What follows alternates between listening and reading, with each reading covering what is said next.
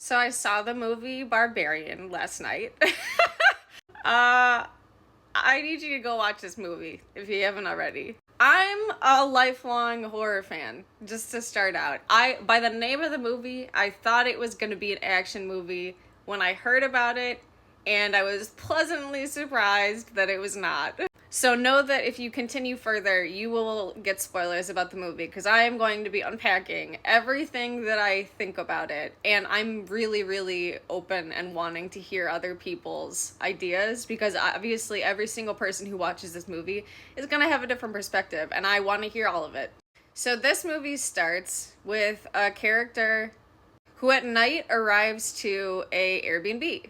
And the whole movie does an incredible job of setting the stage as someone who is femme presenting that exists in this world, and the perspective and fear of daily living. The subtlety of the way in which they depict it is calls from men when you're alone trying to get into a building that you can't get into in an area you do not know, etc. Anyway, the Airbnb is already occupied, and it's suspicious. Let's just say that.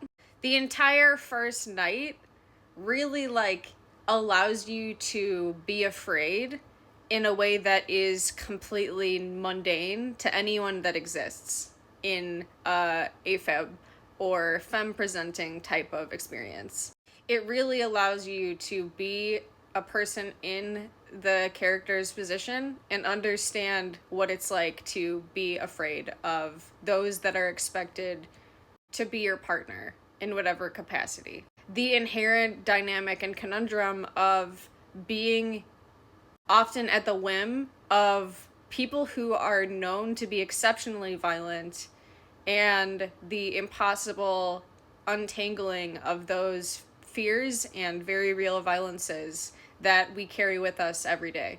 Anyway, there's a lot of symbolism, both in the sense of a gentrified white supremacist takeover of Detroit, which I was especially a fan of as someone that was born and raised near Chicago and has stayed in literally, I think, the exact same neighborhood that the film takes place in.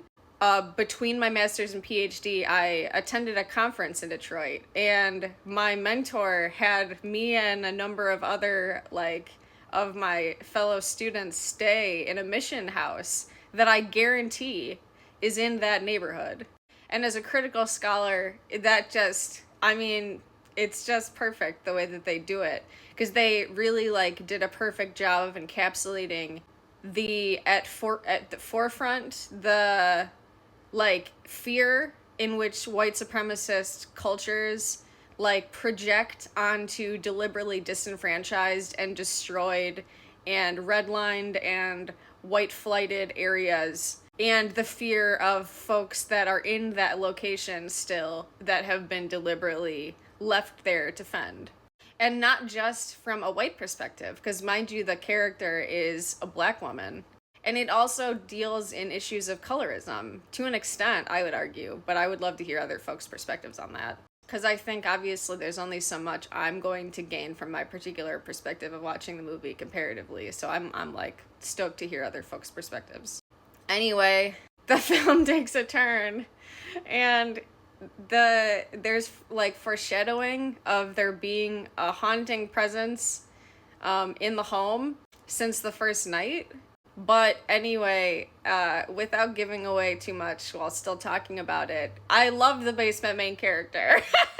I'm a big fan of the basement main character. The whole film, every time I was yes, I love her. We love her. But also, obviously, it makes you face the ridiculousness of internalizing and living from a social location, of having to be afraid and fear, and the violence that can occur when people who may be innocent are at the path that you are currently in. There are, I think, occasionally innocent people that end up getting harmed because of the things that we learn from living and being violated. So obviously that first person is a perfect example of that. Or so we see. I guess we never find out for sure. Like, who knows? Anyway, the second person, the second guy. Oh, wow. I hate that guy. And you're supposed to. That is a perfect encapsulation of people who know nothing about how consent functions and the way that the system has, since the #MeToo campaign, begun to actually potentially criminalize those who were always committing a new and taken for granted form of sexual violence. And I say this as a sexual violence researcher, but also a lifelong survivor.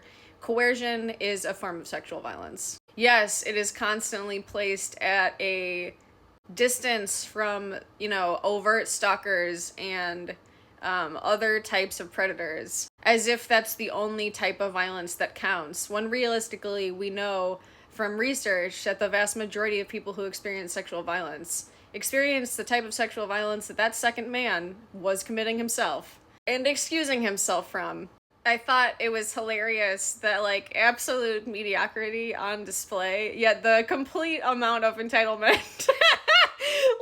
The walking backwards with a tape measurement into the dark tunnel so that he could exploit the new area he found, completely ignoring the horror show of violence that obviously had taken place if he cared, but his social location made him completely ill-equipped to understand what he was seeing, or just not care. He just didn't fucking care, because he could exploit it so that he could place his Airbnb for more money, which was just, it was just fucking brilliant. And so true to form, in a way that is either going to make you laugh or make you so fucking angry you can't even think. Anyway, the beauty of the film itself is really, again, the basement main character, who is, of course, in this society, incredibly bastardized. But bastardized because of reactive abuse after generations and generations of violence that was very deliberate. So anyway, especially large spoiler, the movie takes its largest turn near the end, where you find a old man in the very back who clearly had kidnapped and just absolutely false imprisoned and repeatedly raped multiple people, videotaping the whole thing. And turns out the basement main character is the progeny of multiple generations of people who had been subjected to this violence, which, as again a critical media ecologist and sexual violence researcher and sexual violence survivor, that's the very real reality of history. That is what happened, just so everyone understands. Most relationships throughout human history have not been consensual. That is exactly what happened, and many of them were incestuous, and that is just taken for granted now, as if that isn't the reality.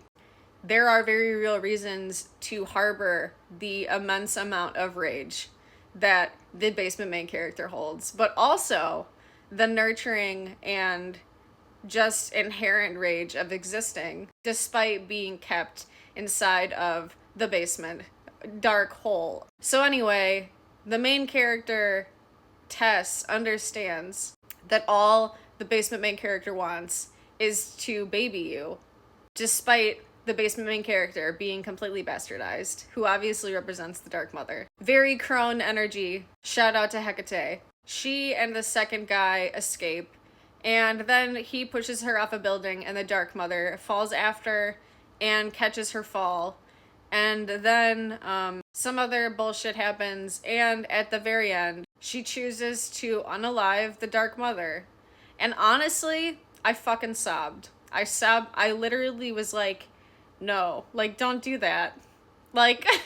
And I know that, that's what I'm supposed to do, but it really hurts. It's still, anyone that knows me knows that I am autistic and have hyper empathy, and it hurts. It really hurts to see that. But also, I understand the need to feel and express that rage and let it go when it is not serving you.